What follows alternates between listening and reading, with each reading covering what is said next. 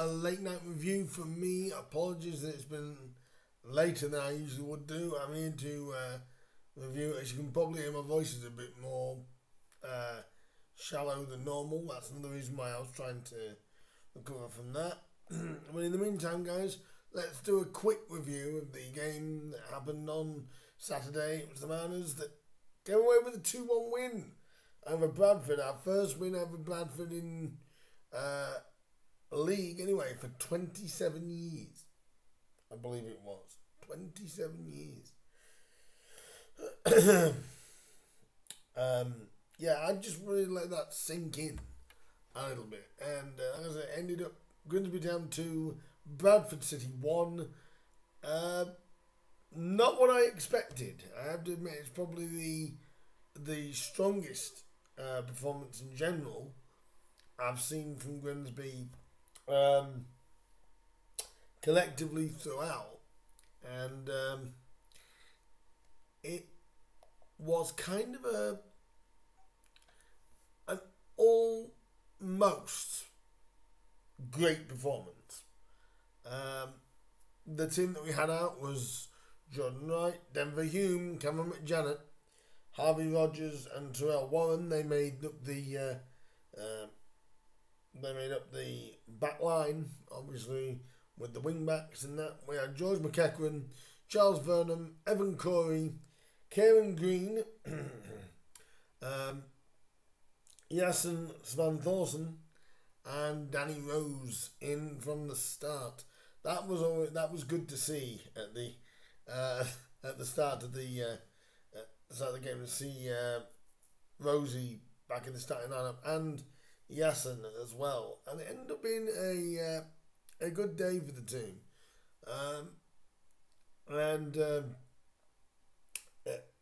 We really got out of Bradford at the start of the game.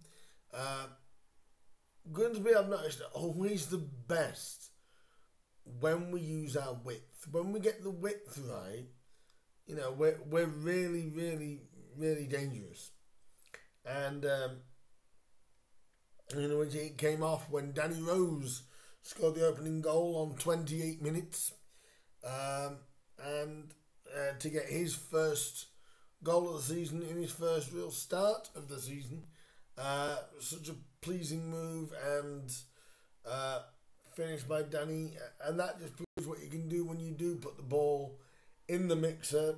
It felt for Danny Rose, and he put it in like the striker that we know that he is. And you know, we went in at half time 1-up. Bradford didn't really get going in this game. They were a little bit subdued. They tried to push, but didn't really put Righty under any real pressure. And you're thinking, you know, 1-0. We had some good chances before that as well, after Rose's goal, and probably could have scored more. Probably should have scored more. Yasin made a good start to the first half. Was solid. Everyone was strong. The wing backs were good. Everyone was trying to get up there. Cameron McJanet had a good game again. George McEachran, I think he's now becoming a bit of a cult hero already, and where I'm sure he deserves to be. So he is one of the calming members of the squad on the pitch with the ball. Chaz Vernon usually goes in and out, but I have to admit it was probably one of his most solid performances so far this season. Kieran Green, I just want to give him a little bit of credit before we talk about Grimsby's second goal, which Kieran actually set up, which I must say he got the assist for, which a great ball by Kieran, really. Kieran Green is starting to become one of those players that is a gritty player. Kevin Green, he'll run and he'll run and he'll run. And he may not be the best quality-wise, but his commitment and Kieran's work rate can't be underestimated. And just after half-time, Kieran showed that work rate and showed that determination when he put the ball through for Jason van Thorsen to get the second goal. And once he ran onto it, it actually looked like it was quite a simple finish. Started it well past the keeper. It looked like the keeper was actually falling back. I can't believe we've been done there. And that was, solid for about the first 70 minutes or so, where Town's levels started to drop a little bit. And you could feel it in the ground as well. You could feel that Bradford were just being allowed back in again into the game, and it gave you an edgy feeling. They didn't really have many out and out chances, Bradford. Obviously losing Baldwin early, but in that second half, we just took our foot off the pedal just ever so slightly, and probably more than just ever so slightly. We did take our foot off the pedal, period, and we just let Bradford back in. And even though Bradford had not really had much in the way of out and out chances, sometimes Jordan's handling was something to be desired at times.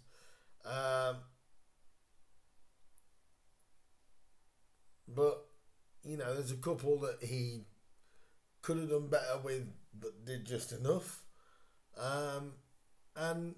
But then we switched off. We tried to do the passing out from the back again, and at times we do that, and we always end up being caught out. Terrell Warren did that in the second half, just before Ollie Sanderson's goal for Bradford on 78 minutes. And to be fair, in pretty honest fashion, we were the better side there up until that point.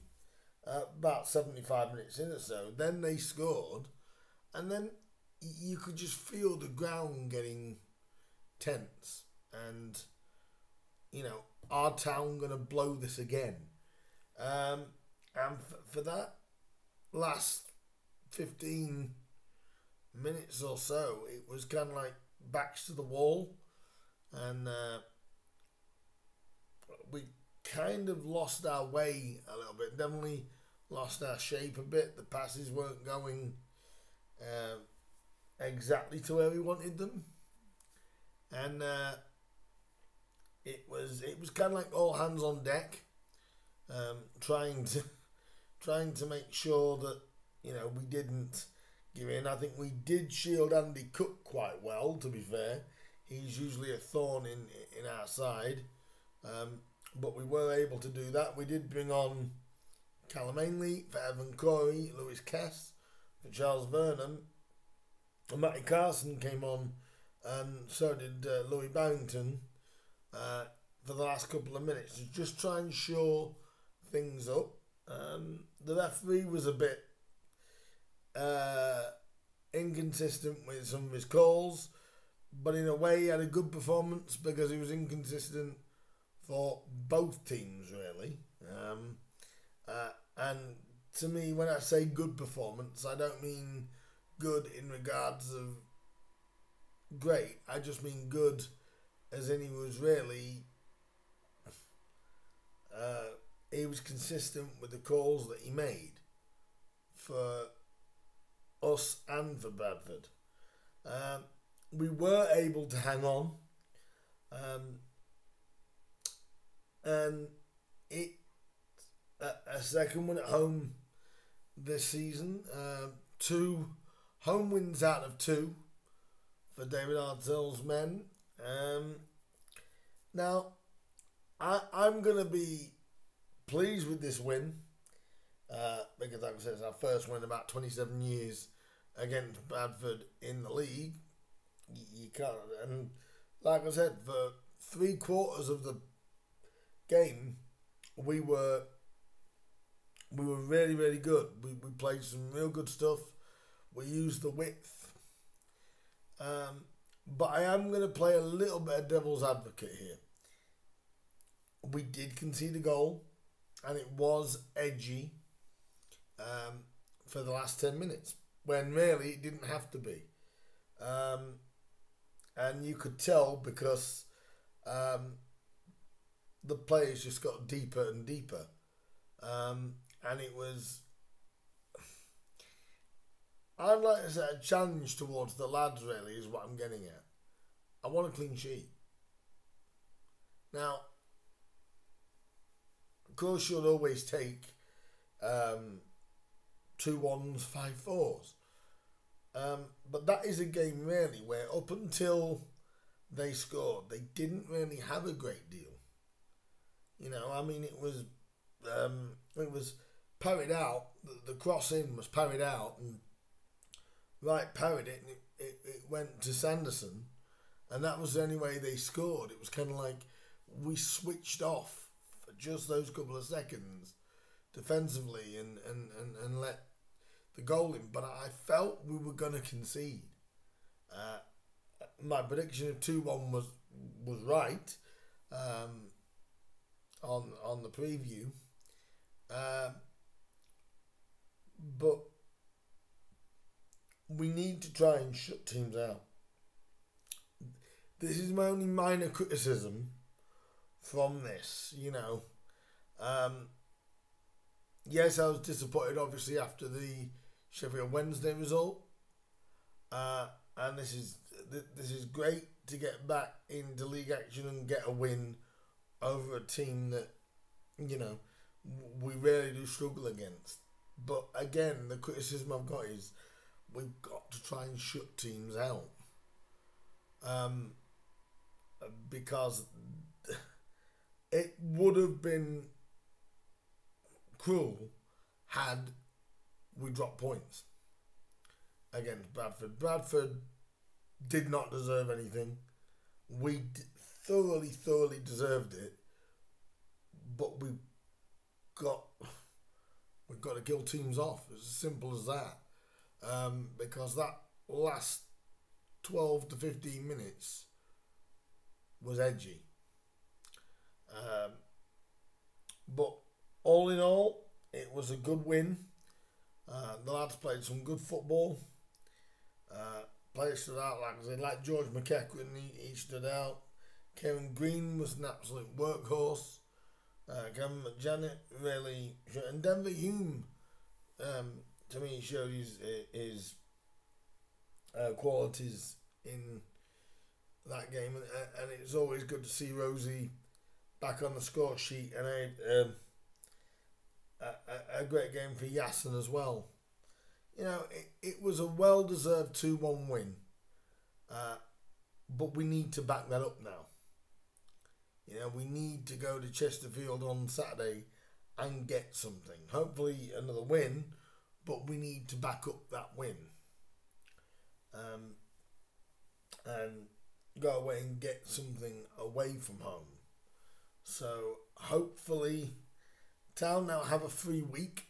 They don't play again now until next Saturday at Chesterfield. So it's a free week for Artell to hopefully get some players back on the cusp of being back and involved in the squad, and the team can get ready for Chesterfield on Saturday. If you were there, I did again run into a couple of people. It was great to say hello to you, and said they recognised me from the YouTube channel, and thank you for anybody that came over and saw me, especially at the end when I was actually going around the pontoon stand. It was just easy to where we parked, and a couple of people walked and said hello to me and said, "Oh, you do the YouTube channel," and it's always good to see you people stop and just say hello and say that you like my ramblings, which I can do nothing but appreciate. So thank you to everyone that does do that. Very, very much appreciated. I appreciate each and every one of the subscribers as well. If you were at Bundle Park on Saturday, let me know what you think down below. Let me know if you heard the game, maybe how it came across on the radio as well. Let me know what you guys think. And now I'm going to go and rest my voice because it's a bit it sounds a bit deep, doesn't it? So I'm going to go and rest that now. So please do like, share, subscribe, comment, all that good stuff. Bit of a quieter week this week with the transfer window. I'll close. There may be a little special video coming out.